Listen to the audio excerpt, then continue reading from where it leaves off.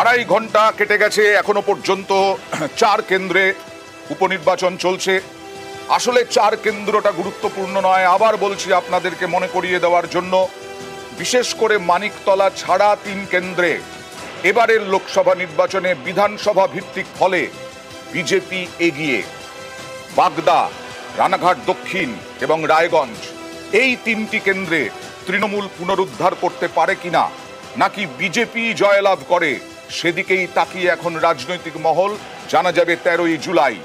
যদিও বিধানসভা উপনির্বাচনে যে কোনো সময় শাসক দল এগিয়ে থাকে, এখানে ইন্টারেস্টিং যে এবারের এই ভোটে বিরোধী দল এগিয়ে। আর এখানে রানাঘাট দক্ষিণ এখনো পর্যন্ত উত্তপ্ত। রানাঘাট দক্ষিণের পূর্ণনগরে গুলি, বিজেপির পোলিং এজেন্টের বাড়ি ভাঙচুরের অভিযোগ, হামলার সময় গুলি চালানোরও অভিযোগ। তৃণমূলের বিরুদ্ধে অভিযোগ বিজেপির, হামলার অভিযোগ অস্বীকার তৃণমূলের। কথা বলবো প্রতিনিধি রঞ্জিতের সঙ্গে। রঞ্জিত, কি খবর রয়েছে, কখন ঘটেছে, কি ব্যাপার, কেন্দ্রীয় বাহিনীর কি ভূমিকা? বিজেপি নেতৃত্ব কেউ এসেছিল? দেখো, রানাঘাট দক্ষিণ বিধানসভা কেন্দ্রের পূর্ণনগর 157 নম্বর বুথের ঘটনা। এই বুথের পোলিং এজেন্ট রঞ্জিত মণ্ডল, তার যেটা অভিযোগ, গতকাল রাতে বাইকে করে 2 দুষ্কৃতী আসে এবং তাকে সেখানে ডাক দিলে তিনি ঘর থেকে বেরোলে তার বাড়ি লক্ষ্য করে তাকে ভাঙচুর চালানো হয়, এমনকি 2 রাউন্ড গুলি পর্যন্ত চালানো হয় বলে অভিযোগ করছেন রঞ্জিত মণ্ডল। এবং সবটাই তৃণমূল আশ্রিত দুষ্কৃতীদের দিকে অভিযোগ তুলছেন তিনি। ঘটনার পর থেকে একেবারে আতঙ্কিত যে তিনি বুথমুখী হননি, কারণ তিনি আজকে বুথের এজেন্ট ছিলেন বিজেপির পক্ষ থেকে, কিন্তু সেই বুথে তিনি যেতে পারেননি কারণ তিনি আতঙ্কিত। তার মানে কি রঞ্জিত, 157 নম্বর বুথে কোনো এজেন্ট বসাতে পারেনি বিজেপি? দেখো, বিজেপির পক্ষ থেকে অভিযোগ করা হচ্ছে যে বিভিন্ন জায়গাতে তাদেরকে কর্মী সমর্থক বা তাদের যে এজেন্ট তাদেরকে ভয় দেখানো হচ্ছে তৃণমূল কংগ্রেসের পক্ষ থেকে।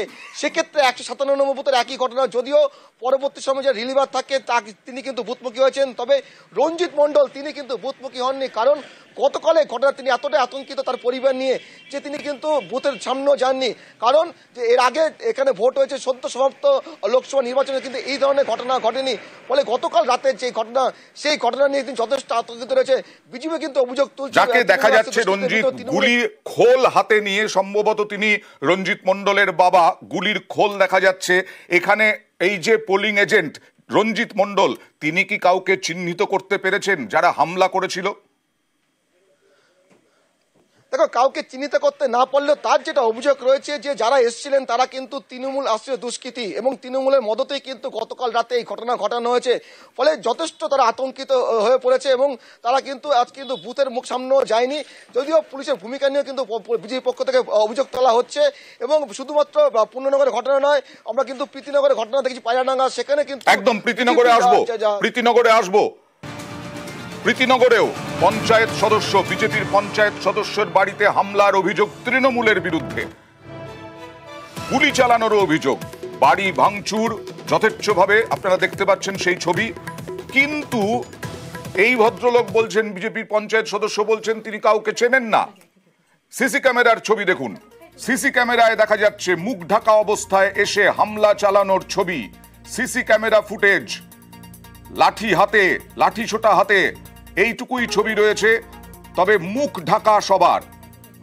প্রথমে কথা বলবো রঞ্জিতের সঙ্গে। রঞ্জিত, প্রথমে জানতে চাইবো ঘটনাটা ঠিক কখন ঘটেছে, কি ঘটেছে, তখন কি তারা ঘুমোচ্ছিলেন, গভীর রাত ছিল? গতকাল রাতেই ঘটনা, গভীর রাতেরই ঘটনা। শুধুমাত্র একজন বা দুজন নয়, যেটা অভিযোগ করছেন পঞ্চায়েত সদস্য, যে 30 থেকে 40 জন তারা বাড়িতে আসেন এবং তাদের বাড়িতে হামলা চালানো হয়, 2টি বাড়িতে হামলা চালানো হয়। এবং সেক্ষেত্রে দাঁড়িয়ে তাদেরকে যে তারা যে পঞ্চায়েত সদস্য তাদের জানা সত্ত্বেও তাদের বাড়িতে কিন্তু হামলা চালানো হয় এবং অভিযোগ করছেন তৃণমূল আশ্রিত দুষ্কৃতী এবং তৃণমূলের দিকে কিন্তু অভিযোগ তুলছেন। যদিও তার যেটা বক্তব্য, তিনি কাউকেই চিনতে পারেননি। তারপরে ঘটনার পরে কিন্তু পুলিশ প্রশাসন ছুটে আসে, কেন্দ্রীয় বাহিনী ছুটে আসে। ইতিমধ্যে এই ঘটনায় 26 জনকে গ্রেপ্তার করেছে পুলিশ। তবে এখনো পর্যন্ত পুলিশ তদন্ত করছে, রাজনৈতিক পরিচয় কারো পাওয়া যায়নি। একটা জিনিস বলো রঞ্জিত, কিরকম একটা লাগছে যে বিজেপির পঞ্চায়েত সদস্য তিনি বলছেন কাউকে তিনি চিনতে পারেননি কারণ মুখ ঢাকা ছিল, তিনি আবার বলছেন তৃণমূলের হারমাদরা এই হামলা চালিয়েছে। কিভাবে বুঝলেন যে তৃণমূলই হামলা চালিয়েছে? এখানে তৃণমূল কংগ্রেসের মুখপাত্র তিনি বলছেন যে এটা বলতেই হয় আসলে বিরোধী দলকে। তিনি কি বললেন আগে দেখাবো, তারপরে তোমার কাছে আসবো।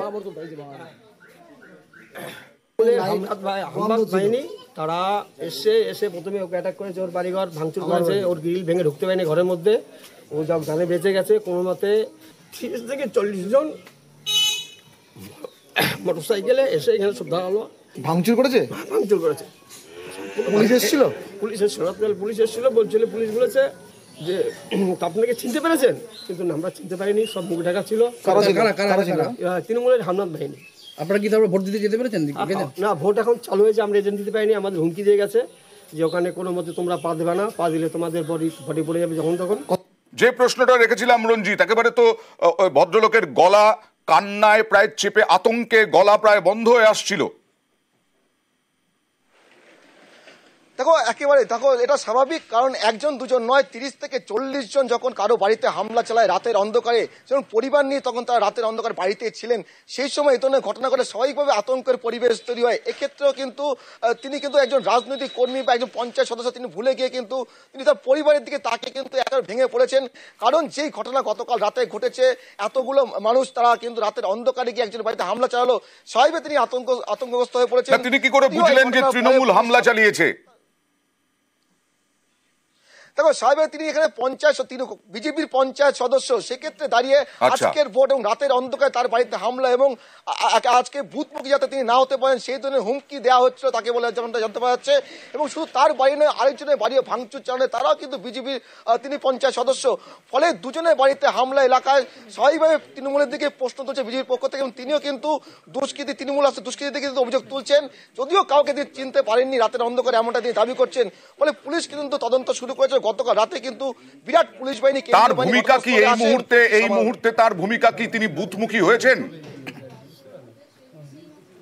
দেখো, তিনি সকাল থেকে বাড়িতে রয়েছেন এবং তার পরিবারকে নিয়ে তিনি বাড়িতে রয়েছেন, যথেষ্ট আতঙ্কগ্রস্ত হয়ে পড়েছেন এবং তার পরিবার সাথেই কিন্তু এই মুহূর্তে তিনি রয়েছেন। এবং যেমন জানতে চেয়েছিলাম তিনি বুথমুখী হবেন কিনা, ভোট দিতে যাবেন কিনা, তিনি জানালেন যে সবে মাত্র ভোট শুরু হয়েছে। তবে যেহেতু তিনি পঞ্চায়েত সদস্য, একটি রাজনৈতিক দলের, স্বাভাবিকভাবে যা মনে করা হচ্ছে তিনি পরিবার নিয়ে তিনি ভোট দিতে যাবেন, কিন্তু এখনো পর্যন্ত তিনি বাড়িতে রয়েছেন, পরিবারের সাথেই রয়েছেন। এবং গতকালের যে ঘটনা, সেই ঘটনার এখনো পর্যন্ত তিনি ঘোর কাটিয়ে উঠতে পারেন। ওকে, আচ্ছা, তৃণমূলের বিরুদ্ধে তো অভিযোগ করছেন এই পঞ্চায়েত সদস্য, তিনি বললেন পরিষ্কার তৃণমূলই হামলা চালিয়েছে, যদিও রানাঘাট দক্ষিণের প্রার্থী, তৃণমূল প্রার্থী, তিনি অভিযোগ উড়িয়ে দিলেন।